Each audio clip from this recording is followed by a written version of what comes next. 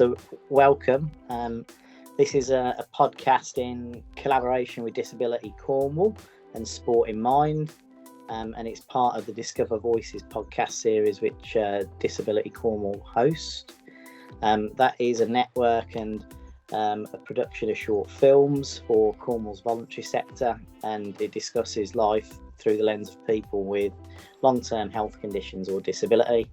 I'm Dale Webb from Mandown, Cornwall, and we are a community interest company who support men with mental health difficulties and who are contemplating suicide. And to support Mental Health Awareness Week, which runs from Monday the 13th of May to Sunday the 19th of May, I've invited Laura Brook from Sport in England to help have a conversation about mental health and how activity can improve that, as the theme to Mental Health Awareness Week this year is movement and moving more for our mental health. So, Laura, welcome. Would you like to introduce yourself and tell us a bit more about Sport in Mind? Absolutely. Thank you very much. That was very professional. So my name is Laura and I work for Sport in Mind. We are a charity that has been going for about 13 years, and we organise sport and physical activity sessions for anybody over 17 experiencing mental health problems. So, I mean, I can start off by telling you a little bit of a story if you like. I'll tell you about where kind of the charity came from and why it started. Yeah, definitely, by all means. Lovely stuff. So our founder is a guy called Neil, and quite a few years ago, probably about 15 years ago, he was someone that worked up in London and had a full-time job there, but he found out that one of his school childhood friends who was living back in the hometown of Reading was really struggling with his mental health, and actually was struggling to leave the house and engage with friends, and had lost his job and things. So when he found out, he went round to see him and see how he could help and support him, because he really was needing to get a little bit of help, but just not reaching out to the right places in the traditional mental health services. So they spent quite a bit of time together, and it was really small steps in that it was helping him to step outside his front door, and then over the next coming weeks it was walking to the end of the driveway, and then building up confidence, I suppose, just really slowly until they actually started going on longer walks and exercising a little bit more, and bringing along one of his friends, and so he was getting kind of a little bit of the social side of things as well. And because Neil was able to support his friend in that way, Neil was someone that had always been quite sporty, so he'd use things like cricket and football to probably manage and maintain good mental health. So he was trying to use that to support his friend, I suppose, on his journey to wellness. So his friend then started kind of being a bit more active, and that gave him the confidence to then reach out to those traditional mental health services. And for Neil, that left him thinking, well, actually, if I haven't been there to support my friend in that way and kind of encourage and engage and use sport and physical activity, what would he have done? And actually the people of Reading at that time, who were they getting that kind of support from? So as someone that used to volunteer a bit of time every year for a charity, he decided, well, that year he was going to take football down to a local park, which is Prospect Park in Reading, and have a bit of a kickabout with anybody that wanted to come down that was struggling with their mental health. And actually what he was trying to provide was their safe space for people to come along to and have a kickabout, and it not be about kicking a football about or how good you are at football, but about being in a space where maybe you're reflected in other people and you feel that other people understand how you feel. So slowly but surely, I mean, for about 6 weeks, absolutely nobody turned up, and he was down there kicking a ball by himself. But those people that that started coming along were people that were hearing about him going down and playing football through his friend, who was then engaging in these other services. So I think probably about 12 weeks in or so, he had about 30 guys down just to come and kick a football about on a patch of grass. It wasn't even on a football pitch. So So that kind of started to build, and those friendship groups, which is also, you know, really, really important, and feeling part of a community started to build. And they asked Neil whether maybe they could do a different sport, so maybe a bit of badminton. So he ended up getting some badminton rackets and booking a court down the local leisure centre. And really, that's what, you know, that's where Sport in Mind started. That was the second session. And today we've got about 140 sessions running every week, and we're mostly across the south of the country. So my role is I cover the southwest, Wales and London, and we've got quite a few sessions happening in the southeast as well. But the sessions are all free to access and delivered by qualified coaches, and there's no need for a referral. But really, you know, keeping to our core, the most important thing is that whether you're someone that's played sport before or you're new to it, you can come along to one of our sessions, have fun, and feel part of a community. Really, I think it's trying to re-engage that real fun side of sport again.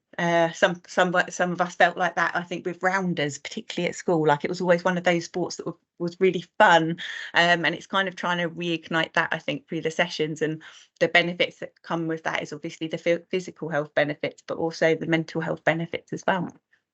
Yeah, it's really great. And I mean, we partnered up with you, didn't we, around, it's got to be 6 months ago, I reckon. Yeah. Now, a bit more, because you obviously approached us in terms of, you know, being able to offer those services to guys that were accessing our support from a mental health perspective. And I think, you know, it's gone really well. I think we obviously advertise your free sessions in Cornwall because that's where we're based.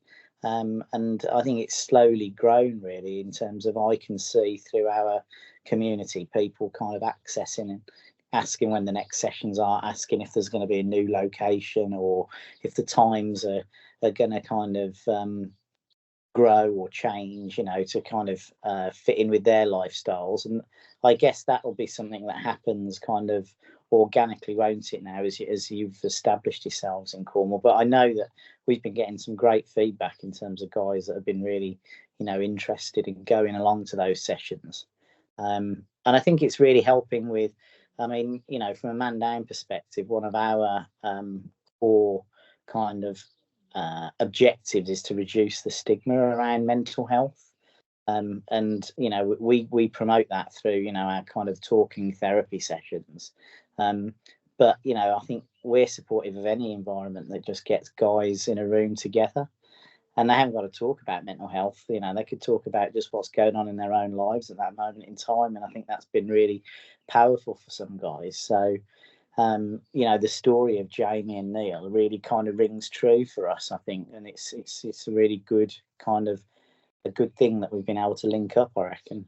Yeah, I mean, I couldn't agree more. And I think they actually really sit next to each other quite well. So for Sport in Mind, we're trying, you know, we keep it very simple in that the sessions really are about coming along and playing sport. We know that, you know, if you're trying to hit a shuttlecock over a net, and you know, it's been a little while, then you have to really focus on what you're doing. And actually that creates kind of, you know, a space for you. So if that's the only thing you're concentrating on, it might be that some of those negative thoughts that you've been having, some of those anxieties, they just don't exist for that hour. And for us, it's about providing a space to have respite, I suppose. So it's, you know, it's a break away from all the conversations around mental health and all the thoughts around it as well. And we actually kind of encourage, you know, to get involved and play sport and spend your hour doing that. And that's not to say that, you know, sometimes conversations will come up around mental health, and actually usually towards the end of the session, people have built those friendships and actually feel like they're more likely to open up and have a conversation about how they're really doing and how they feel, which is an incredible thing to come out of the session. And I think alongside what you're doing at Man Down and kind of creating those safe space to actually have those conversations as well, it's you know, they're two really important spaces, and I think they really complement each other very well. And it's been so lovely. So one of our sessions in St Austell, so a lot of the sessions that we run are men only sessions, and that's because actually we've got funding from Movember, which is the men's health charity. So there are a lot of the sessions we're developing just as we're kind of getting the sessions up and growing in this area that are men only. So there's an Ulster session. I popped down there a little while ago, and we had about 10 guys down there. Quite a few of them are coming from Mandown, and you can see that there's a really good community there and a really lovely kinship between them. But also they're really open to the people that are coming into the sessions and that haven't necessarily been part of it before. And actually, it's a really nice place for for people to be finding out about Mandown and actually engaging back with it, as well as people coming to us from Mandown as well. So I think it's working really well. Yeah, definitely. And I think, I've always personally been quite big into kind of sport and exercise. I don't know if you have as well, but I think it's really powerful, the benefits from that. And I thought I'd delve into some of the kind of the numbers as to whether other people feel that way. And Sport England believe that only 6 in 10 adults at the moment are kind of actively getting some kind of exercise each week, which I don't know. I mean, you can take the positive view of that, can't you, in terms of it's 6 in 10 adults, but it does mean that kind of 4 in 10 adults aren't, and actually 25%, so kind of 2.5 of those 4 adults are inactive. They're not doing a single minute of exercise or activity in their days or weeks. So I reckon if we can kind of help turn the tide on that, that's only going to kind of benefit people's physical but mental health. Because at the moment, there's so many people that appear to be out there that aren't kind of giving themselves the best chance, I guess. Yeah, I mean, I totally agree. I mean, if I'm completely honest, I'm surprised that the amount of people that are being active is that amount, really. I suppose they classify being physically active enough as, I think it's 150 minutes of moderate activity every week, and you can break that down into kind of smaller chunks if you want, but the idea is that you raise your kind of heart rate a little bit, but you're able to talk still. So what they classify as moving and physical activity is kind of interesting. It could be hoovering, it could be a bit of gardening, it could be a bit of whatever, but I'd be surprised if actually that amount of people are reaching their kind of their weekly quota. But I think it's I think there's something around really awareness of understanding that the physical activity that you do, you've got to just find something that you love, and I think that would really help people. I mean, I know you've been doing some exciting different types of sports and physical activity stuff this weekend, and I think it's for me, I've always been someone that moved a lot, so I walk quite a lot, and I do a little bit of jogging. But actually, the thing that I really love is I've got a mini trampoline, and I listen to dance music and for 45 minutes every so often, and kind of jump around on that. But it doesn't really feel like exercise. It's just something that I really enjoy doing, and it's an outlet. It's like many people that you speak to that run. You've got people like myself that absolutely couldn't bear to listen to music because I just can't kind of get into the flow of it. And I find running is where I can sort through loads of thoughts and kind of really disappear into the actual run. Whereas other people find running quite boring and have to listen to podcasts, but love to listen to the podcast while they're out and doing something like multitasking and things as well. So I just think it feels like if we could only help people find the type of sport that they like, whether it was, whether they do like doing things on their own and running, or whether actually that team side of things is the thing that inspires them to get out on a Wednesday night when it's cold and dark outside, but actually, that they know that they're really going to enjoy it when they get there. And I think as someone that's played a lot of sport themselves, I'm sure you'll kind of agree that it's really brilliant for managing kind of physical and mental health as well.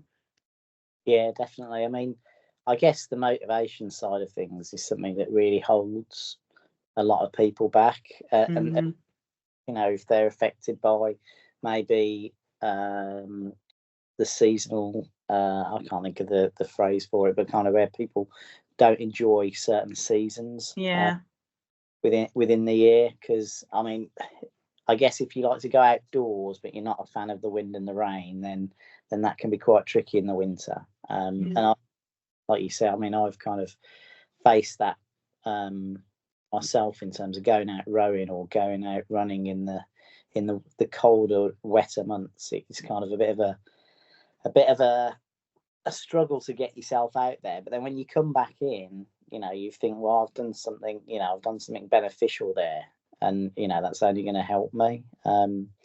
So I mean, what do you think holds you back? If you're, if you've got to get, a couple of minutes in to get up to your 150 minutes for the week, you know, but actually you're at the end of the week, you might be a bit tired after work, or the weather's not great. What do you think holds you back most in terms of, getting your kind of activity or movement in? Yeah, I think that's such a good question, because I think for so many of us it's different things, but I imagine for a lot of us it's time. I think all of we work really hard, or have responsibilities, or have families that we're looking after, and actually, unfortunately, looking self-care and that comes under kind of exercise sometimes falls off, and you don't really invest in it when it's just so important, because obviously you've got to look after yourself, if to look after other people, and kind of be there, and actually exercise is self-care and looking after yourself. So for me it's probably time. And in fact, actually, funnily enough, you got to find out what works for you. So for me, I go jogging, and I go first thing in the morning. So I've barely woken up, and I've got my jogging stuff on, and I'm out kind of running the streets, because it seems to be when I can kind of fit it in. But actually, yesterday I went out for a run with a colleague after work, straight from the office, in the evening, which I haven't done for a little while, and I absolutely loved it. And I might even go today after this podcast, give it a go, and kind of see how that fits in. And actually is a nice way to finish the day. So I work from home, so building in a little kind of walk in the morning or a walk in after work is almost like building in that commute, as if you were going into an office, which helps you wind up for the day and wind down from the day. So I think we're fitting it in, and the barriers that you feel, it's they're real barriers for people. It can be money and things like that as well. So it's about finding what works for you. And as I say, it's got to be fun, or it's got to be kind of achieving the goals that you're trying to achieve. It could be that you want to get fitter or stronger, or it might be that you want to spend time with more friends and family, and therefore get out walking. So it's about finding what works for you. And for me, I think kind of going for a run, which is also free, and making it fit around my kind of work life as well, really does help. And I think having things like sport in mind, having the sessions on a weekly basis at the same day, same time, I think that's really useful as well. So people can start building it into their daily lives or weekly lives. They know, on a Friday at 11 till 12, they're going to be at Liskeard Leisure Centre playing badminton with Finn, and you can start to build that in, and actually it becomes behaviour change. And then I think that helps you to reach those minutes, those extra minutes that you need to stack up. Yeah, I can completely agree, and particularly in terms of the self-care aspect. So I guess for me, time has always been a critical kind of factor. And becoming a new parent kind of like 2 years ago, 18 months, 2 years ago, that impacted time even more. But it was really interesting talking to my partner about this, because during COVID, I kind of increased the amount of running I was doing, because you couldn't do those group activities, because of social distancing, etc. And then when COVID finished, kind of I was back in the boat, I was back in a crew, rowing sort of thing. But I think because there was that element of competitiveness within the rowing that there wasn't really with the running. I really enjoy running, and I like doing events, and you get given a place at the end of it, but that's never really been a major driver for me in terms of finishing high up a leaderboard, because I think I see rowing being more as just getting from A to B than as opposed to doing it quickly. But yeah, my partner kind of said that I got more benefit from the running than I did from the rowing, because the rowing would still kind of take up kind of brain space from a competitive perspective. And also, I guess, you kind of, if you're in a team sport, you can almost have the counterintuitiveness of putting yourself under pressure to down your teammates. Whereas, running, it's all on your own terms, isn't it? You can go out anytime you want, run for as long as you want, as fast as you want, as slow as you want, come back when you want. But it does free your mind, and it's really interesting. And you touched upon those kind of negative experiences, and I was doing a bit of reading about kind of advice that Mind do. They talk about, trying to kind of get past that kind of negative experience, because otherwise you're just going to attach kind of a stigma or kind of a something that's going to put you off from exercise. So you talking about trampolining and being that thing that you love the most, really kind of rings true with that, because you enjoy your trampolining, but you might not enjoy other types of exercise. And if you didn't have trampolining but you didn't like the other types of exercise, then you just wouldn't do anything. So and that's where people would lose out. So that's really interesting. Interestingly, though, we're obviously in Cornwall, and I know you said you were surprised at the amount of people that kind of get their 150 minutes a week in. But in Cornwall, our numbers are even higher, so it's closer to 7 in 10 people in Cornwall. And do you think that's partly down to the environment that we're lucky enough to kind of live in, and I guess kind of linking it back to what we just were touching on in terms of the type of exercise that you do, the fact that because we're in a nice environment, that opens up the breadth and the variety of activity that people can do. So you do trampolining, but people that in Cornwall can access the indoors, the outdoors, the coast, the rural elements, the towns with the gyms, or just get outside on their own and do anything. What do you think? What do you think Cornish people are doing to trying to get more of their minutes in than maybe other parts of the country?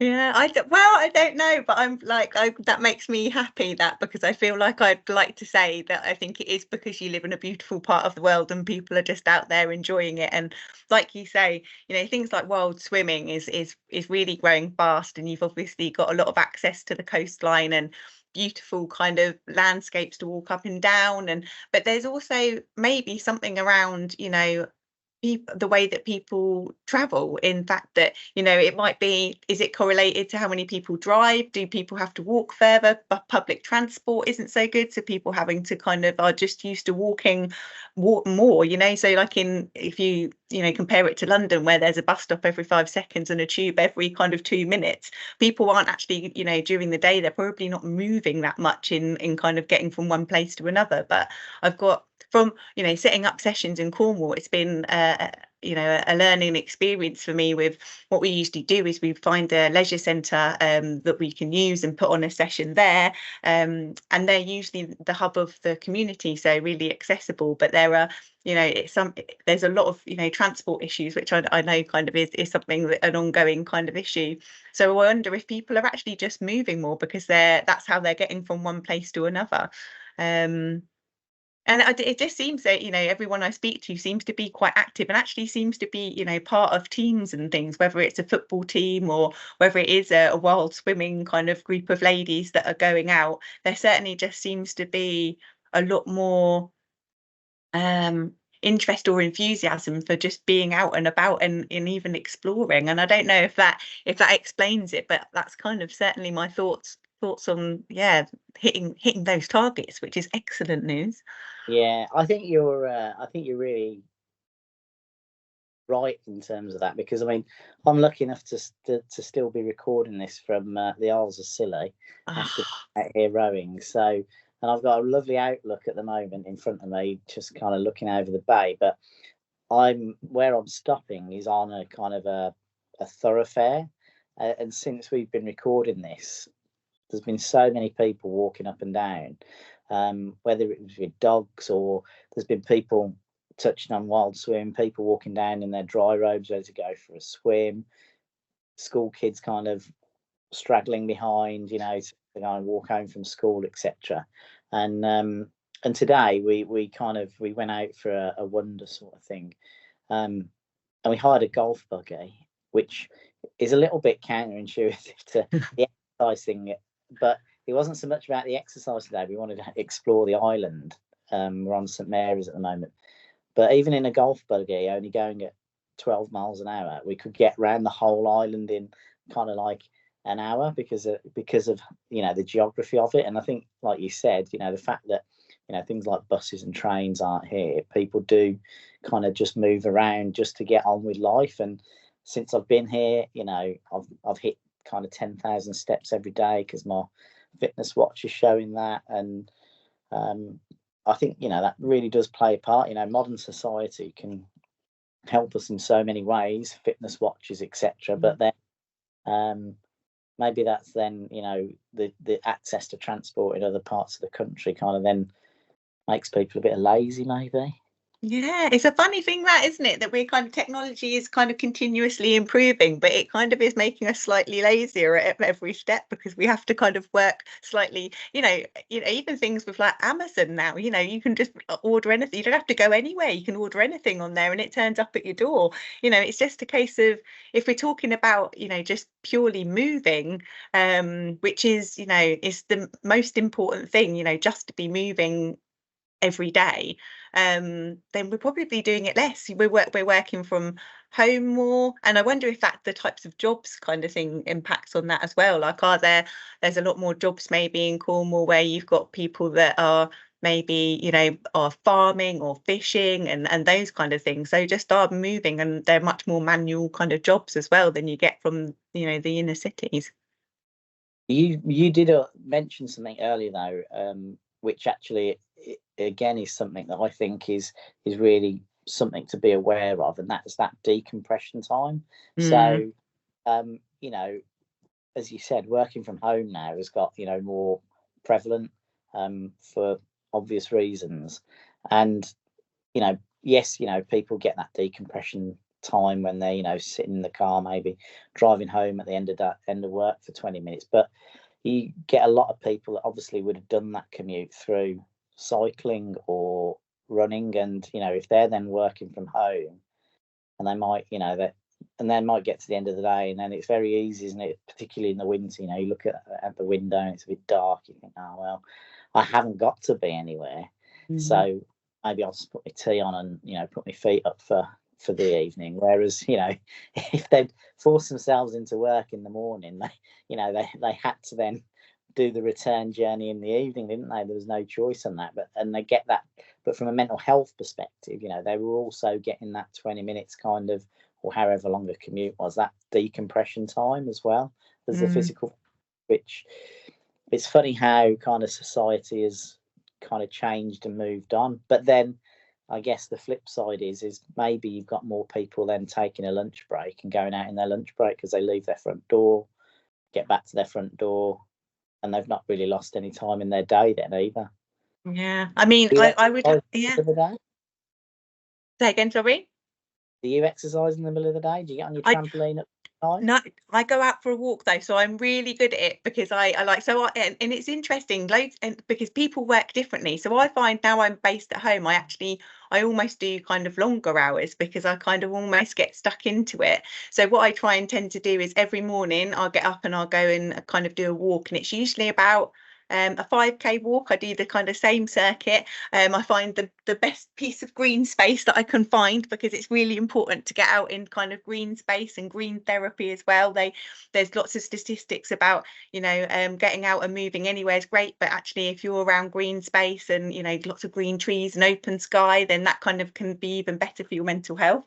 So I'll go out and walk in the morning, and actually I will absolutely make the effort to take that lunch break and go out for a walk on my lunch break as well, because actually it helps it helps me kind of have that break, and then I can come back afresh. So actually, again, I think we sometimes think, oh no, I can't have a break, I shouldn't really be taking one, but it's self-care, and actually you're probably more productive after you've given yourself a break from work anyway and return to it. So again, it's those kind of things that we kind of make ourselves feel bad, or don't kind of put ourselves first, but actually by giving ourselves a break, we actually end up, performing better or doing better anyway. So, by looking after ourselves again, and just taking, that, even if it's 20 minutes and you just step away from your laptop and have a wander around, or get a skipping rope and have a skip around in the garden, or, whatever it is, just to kind of change things up just for a short period of time and get some endorphins flowing and all that, then it's really important. Yeah. Excuse me. Totally agree on that. I was also looking into kind of some of the impact that Sport in Mind have had, so kind of nationally. And I mean, they're powerful numbers, really. You're talking about 20,000 people with mental health problems being supported through your sport and physical activity programs, and within that, kind of 94% of them reporting improved mental health and having fun, but 91% of them also reporting improved self-esteem. Linking that back to almost kind of the clinical kind of reasoning for physical activity, the NHS, they kind of state, boosting self-esteem and confidence has almost been the number one benefit from physical activity, and how, in terms of how it affects your mental health, and increasing things like motivation and focus, which kind of goes back to the point you've just made about actually you might be more productive in the afternoon if you give yourself that time to go out and kind of raise the heart rate for a little time. And then obviously, reducing things like anxiety and tension and stress, which I think, like I kind of referred to before, that'll happen at different degrees, I guess, depending on what, you get the most benefit out of, really. So it's really great to see how it all ties together. Yeah, and I think, like, so I think I feel particularly strongly about the self-worth thing. I think that's because I feel that coming along to a sports session, or actually, so we use sport as the vehicle to support people, their mental health, and build that confidence and that self-worth. But actually, it could be a number of different things. It could be learning to cook, it could be art, it could be lots of different stuff. But with the sport, with coming along to one of our sessions, and if you've never played table tennis before and you learn how to hold a bat, and you manage to have like a little bit of a game with someone back and forth, and you're improving, then your confidence is going to grow. And actually, as adults, I don't know, when you're at school and growing up, there's lots of new opportunities all the time and you're always learning. But actually, as an adult, if you're not kind of engaging or proactive about learning new things, then actually it can be quite a long time that you go without that kind of stuff. And I think learning new things is so good for us.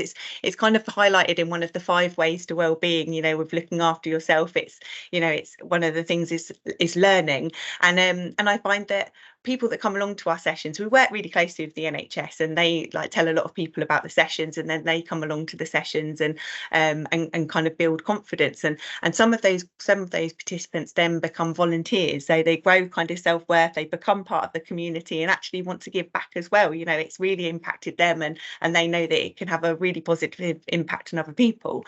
So they're growing in confidence, and then they're into this volunteer role where they're supporting a coach to deliver this session, welcoming people in. And again, that's another step change in building confidence, and those kind of confidence boosts help people maintain their mental health. And actually, a lot of people, with severe and enduring mental health problems, might not necessarily be in education, or they might not be working at that point.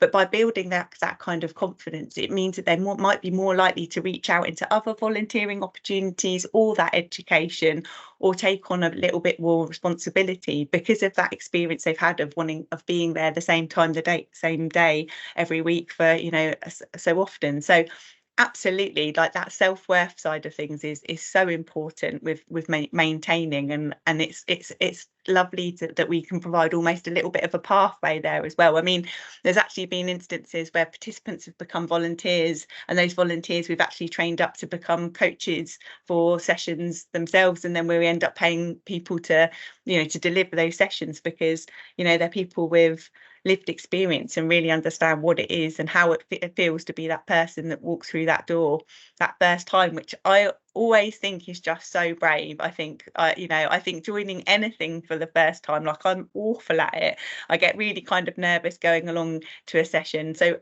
anybody that kind of walks through that door, it's so important that they're welcomed and felt, made to feel welcome, because it's an amazing step that they're taking to support and empower themselves, I think. Yeah, I mean, I was gonna kind of make that point and ask you, what you think Sport in Mind do to kind of make those sessions as approachable as possible in terms of people taking that first step. Because for us at Mandown, we have exactly the same situation in terms of, guys coming along to, a kind of a support group for the first time. Being able to step over that threshold for the first time is really tricky for them. And it's feedback that we get constantly. I sat outside for 20 minutes before I came in, or I walked around the block 5 times before I came in. And I think the way we get round, well, not get round it, but the way we try and make it easier is kind of, as you just set out with Sport in Mind, we have that kind of, or try and promote that really laid back environment. We pride ourselves on just providing safe, non-judgmental spaces that are welcoming. We and like yourselves, some of our facilitators are guys that would have originally been going along themselves. So I think because they're then so welcoming, there's some refreshments laid on and that kind of thing. Hopefully that makes it as easy as possible for guys to kind of walk through that door. But does Sport in Mind do anything different? You're obviously not offering refreshments, maybe some sporting equipment, but not refreshments. But what else do you think makes it easier for them to step over that line? Yeah, I think to be honest, it's kind of breaking down that that belief that kind of sport is other. So I think when when people walk through it doesn't need to be competitive. You don't have to be a certain level of good, whatever that looks like. When people come through the door, there'll be it's the atmosphere that we create, not only with the volunteers and the coach, but also the other participants that are there, that it's a welcoming, safe space for people to come into. And actually the sessions, the way that they're structured, they're not structured very differently to any other community session, because the idea is we want you to come along to our session, enjoy it, and actually fall in love entirely with sport and physical activity and want to do more of it in your week. So then if you were to look to go to a no strings badminton session, that it wouldn't be too difficult a crossover, that it'd actually have kind of a similar feel. But what we really ensure is that anybody that walks through that door, they are welcome, they feel they feel safe, they'll be given an idea of what to do, handed a racket, or have a conversation about what it is that they kind of want to play, and then just get involved. And it's about doing as much or as little as you want to do. So you might want to come along and play for 10 minutes and then have a sit down, and that's absolutely fine. It might be that first time you want to bring friends or family with you, that's absolutely fine, and they can come along and get involved as well. It might even be that you want to come along and just look at the session, just see what it's like for that first time, just so you can build your confidence up, and that's fine as well. I just think it's about, with all, I think with both of us, of what we're trying to do, it's trying to smash through any barriers that might possibly get in the way, because the most important thing is that we bring people together and help them feel supported. So anything that we can do to make that easier, we will do it. But it's about, I think it's that safe, supportive space, as you say, and having kind of fun, but having all of that kind of stuff behind the scenes going on, so that that we can protect everyone, and everyone's got everything that they need in order to deliver that session, I suppose. So yeah, it's one of those things. I think it's actually really simple, and a lot of people that come along to the session, like you say, have said that they've been thinking about doing it for, over 12 weeks, or, the first time they give us a call to find out about the session, they might have, been thinking about doing that for a little while, and that's not even stepping through the door. So the most important thing is that when that person gets there, that they feel comfortable, but also all of the information around it. So making sure it's really clear where it's happening, when it's happening, and how to get there, and who will be there when they arrive. Yeah. And I think, to give an example of that, and a Cornish success story. Yeah. You and I have spoke about Roger. Yeah. Who came to Mandown a good couple of years ago, really, struggling with his mental health, and he won't mind us obviously talking about this. And unfortunately, he had an accident probably 18 months ago where he lost the use of one of his arms. But through sport in mind, he's getting himself back out there now, and he's learning to play badminton left-handed, isn't he? Now, Yes. he used to be right-handed, and now he's left-handed for the fact he's lost the use of that arm. But he, I'll give you this feedback already, but through the app, when we're promoting the Sport in Mind sessions, he kind of waxes lyrical about them and tries to encourage other people to go along. But he loves those sessions, doesn't he? And I mean, that's feedback that he's given to Sport in Mind directly.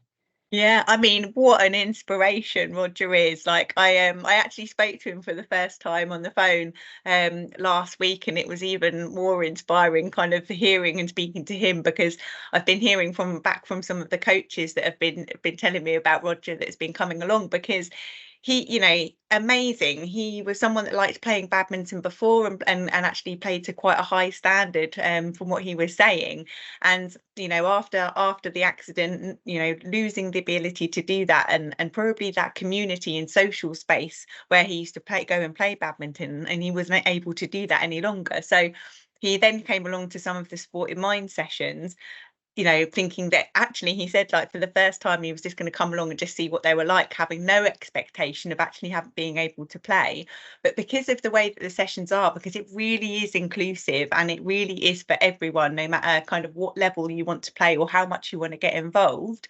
Those first sessions that we've started off, they're a little bit quieter. So it was Roger and just maybe the coach that was there, which gave him like this really safe space to, to start trying to hit about a little bit with his left hand, just to see if he might be able to do it. And slowly but surely, it sounds like even in the last kind of couple of months, he's really improved. And again, back to that self-worth kind of thing, it's really helped to improve his self-worth and confidence, that he can play again, and he will learn these new skills, and and he's got this that he can rely on, and he can come along to every week. So yeah, I'm absolutely delighted with Roger coming along, and I'm so pleased that he found the Sport in Mind session. Yeah, no, he has. He's really certainly benefited from it, I'm sure. Yeah. So I mentioned I'm out on the Isles of Scilly at the moment, and it's through social media. I've been told that Prince William is visiting the island tomorrow. Wow. Nothing to do with me, and I suppose I'll end up seeing him. But I thought, he is someone I think that really stands out to me as being a good ambassador, both for sport, activity, movement, but also mental health. And kind of I had a little look through some of the stuff that he's done.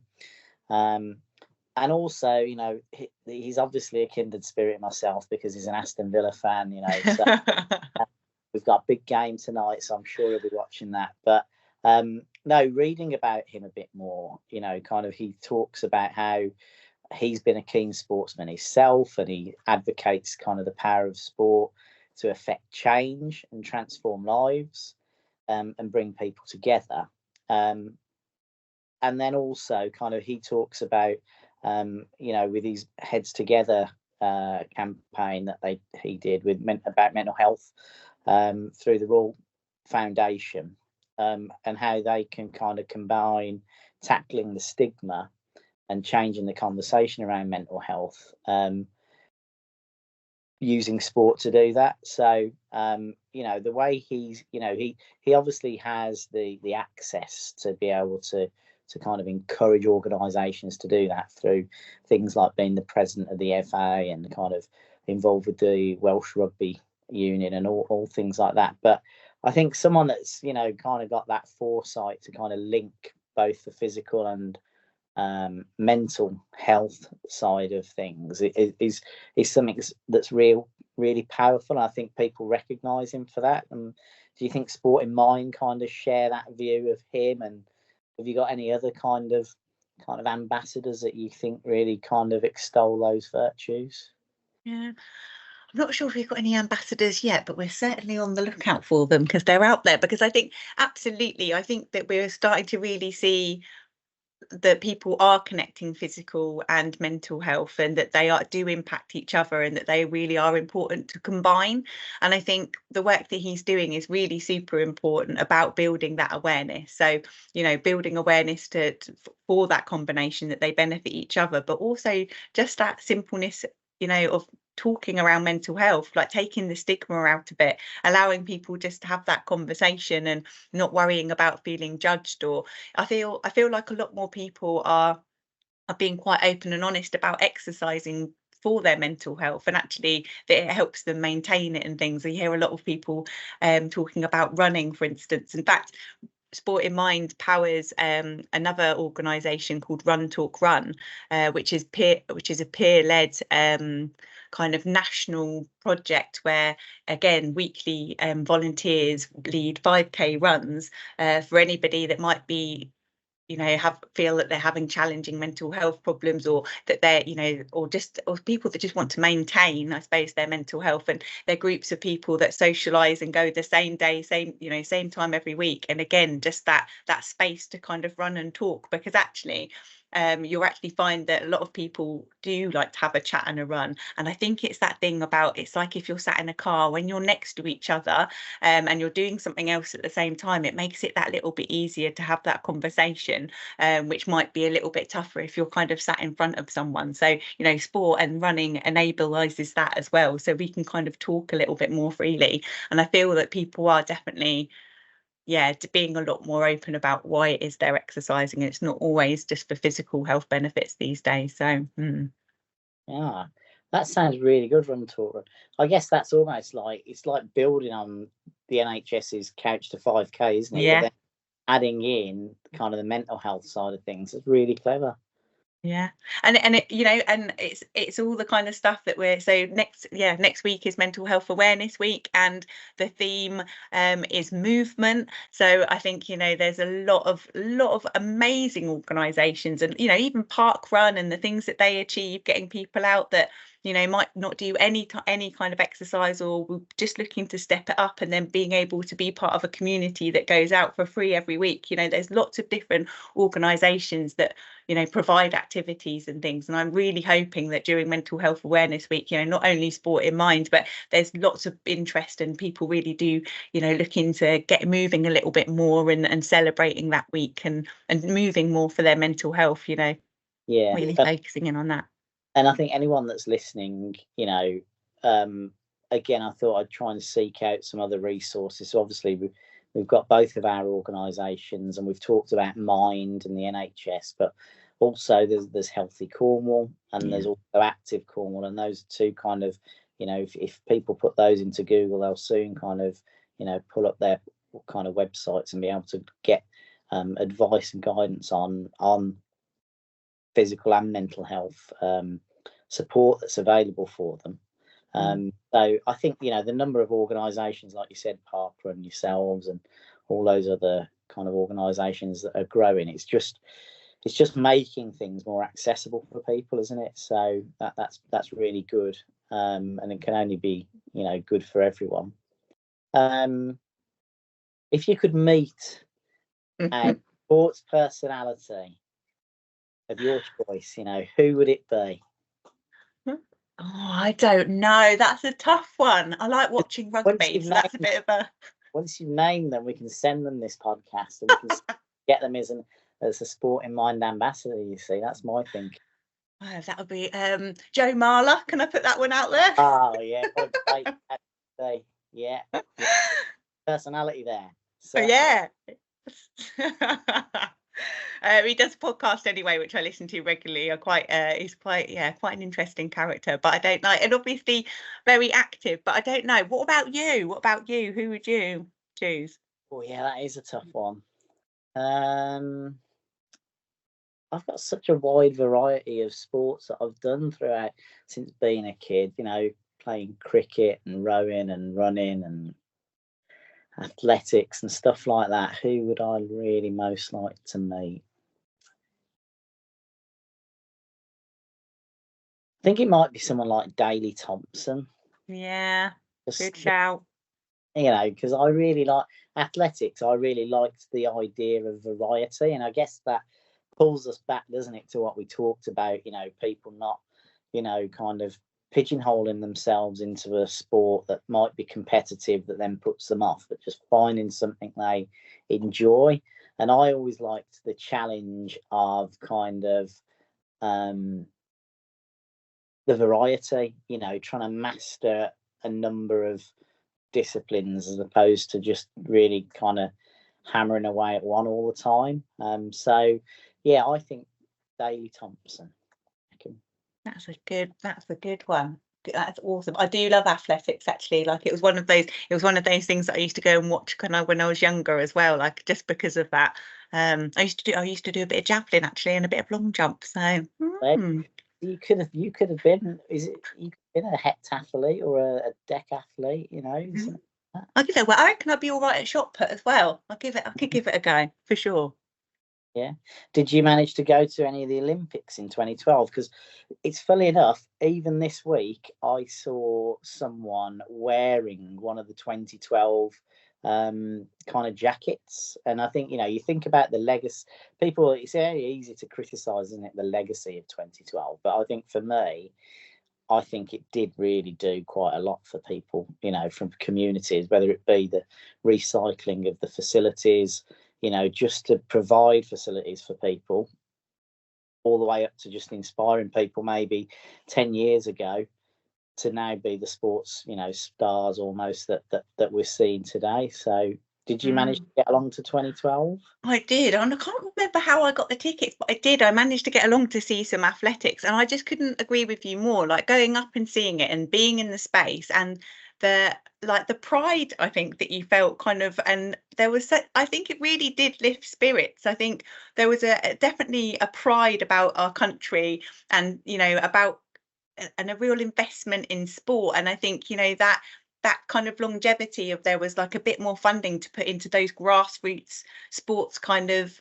organizations, and getting people from young people out and playing sport, because that's hugely important. I think even around mental health, when when you're younger, you need to kind of build resilience and things, and actually if you are playing sport and feeling part of a community, then I think all of those things are really, really good for your mental health. And I definitely think, I was talking about it strangely enough with a friend recently, 2012, like it just had a bit of a buzz around it that year. It was really exciting. And I think whether you were someone that played sport or you weren't, I think everybody kind of jumped on board because of the kind of the energy that it brought. And so I do think for everyone, I think it was a really positive thing. And I think investment in sport is very important.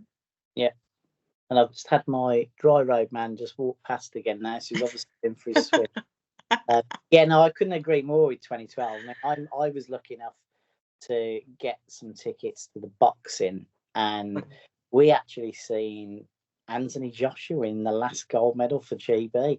Wow.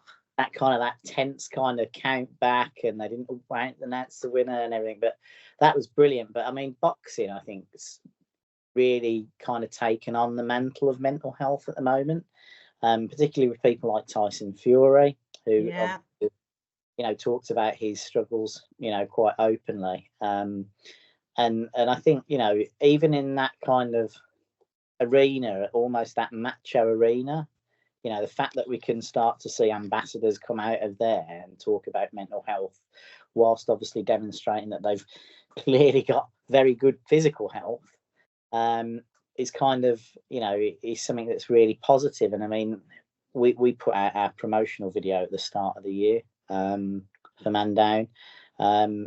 We actually had it, I think Tyson Fury liked it, which was, you know, we were like, oh, wow, this is brilliant sort of thing. So being able to kind of access, you know, through social media now, access people like that, not in, you know, in terms of, to at least demonstrate, you know, that they share that kind of philosophy on things, I think again is really, really powerful. Yeah, I think I might change my mind. Actually, I'm going to drop Joe Marler and go for Tyson Fury. That's a really, really good shout. Although that might be stealing them from you guys if he's liked one of your posts, which is cool. Well, hopefully Joe doesn't listen to this. Like, realising quite upset, might be, but oh, that's brilliant. That's brilliant. So, what do you think then is going to kind of, what are Sporting Minds' plans over the next kind of 6 to 12 months? You know, we talked about your reach earlier, which is already pretty, you know, pretty impressive, and is, you know, helping lots of people kind of access sport. How do you think you're going to kind of kick things off? So I think we're going to kind of, you know, continue what we're doing. As I say, the Movember funding that we've got, which is amazing, is helping us to expand into the area, which is great to kind of have a presence and being able to offer these sessions. We have a few mixed sessions, so sessions that for men and women. So I'd, you know, like to increase that really. But then also just focus in a little bit more. So in some other areas, we look at to do sessions for mum and babies, for instance, but also look at working with children and young people, as I mentioned kind of briefly earlier, that, you know, all the skills that come from playing sport and looking after your mental health at a young age is so important going into adulthood. So we do a little bit of going into schools and things like that as well. So what we deliver in, I suppose, the southeast in the Berkshire area where we started, we'd like to grow all of those services and have them across Cornwall as well. So it will be looking to develop and embed even more, really, just to support more and more people, and hopefully get more coaches and volunteers involved, and really build, you know, build that awareness. I think a lot of the work we do, it's around providing sport and physical activities, but it's also about, just as you said, like having the conversation and, you know, breaking the stigma and you know, supporting each other and spreading kindness, I suppose. Yeah, that's great. That's great. And I think we're trying to kind of do a similar thing, really. You know, we're obviously Cornwall based at the moment, and we kind of provide 25 sessions every fortnight. So, you know, I think our reach is growing. You know, we access over 250 men every fortnight, which is really good. But we did open a new meeting in Plymouth recently. So I know. So that's a step into Devon, right? Well, I don't know. Is Plymouth in Devon? I never know.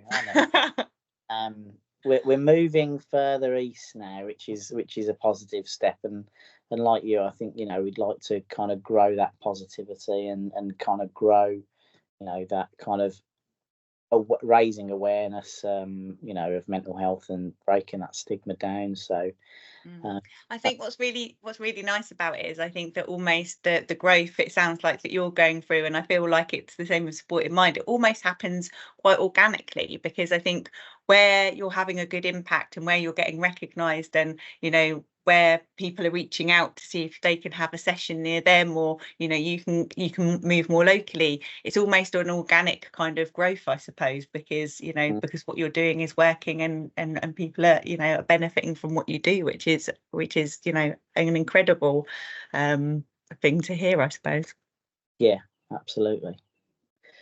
Well, we've been going, I think, just over an hour now, so maybe not quite an hour, and maybe with some editing to get rid of awful. Final. cut that Joe Marler bit out, please. Yeah, that could really be helpful for you. But I think, you know, I think it's been a really good conversation there. Something that hopefully people will find interesting, and it will, you know, fit in well with the discussion next week in Mental Health Awareness Week. So I'm going to bring it to a close there. Thank you for coming on and talking to us about the wonderful work that Sport in Mind do. People can obviously access you through your website, can't they? Find out all your locations and your timetables and activities, etc. And kind of as a final plug for Mandown, the same is kind of true for us. If you access Man Down Cornwall through the internet, you'll be able to find us. And if you need some mental health support, then, by all means, get in touch, and we can, for both of our organisations, we'll make you feel welcome if you want to come along and get some physical or mental health support. So thank you again, Laura, and nice to talk to you. And you, thank you so much. It's been really, really lovely. So thank you. This video was produced by Discover Voices, part of Disability Cornwall and Isles of Scilly. To check out all of our content, simply search Discover Voices on YouTube.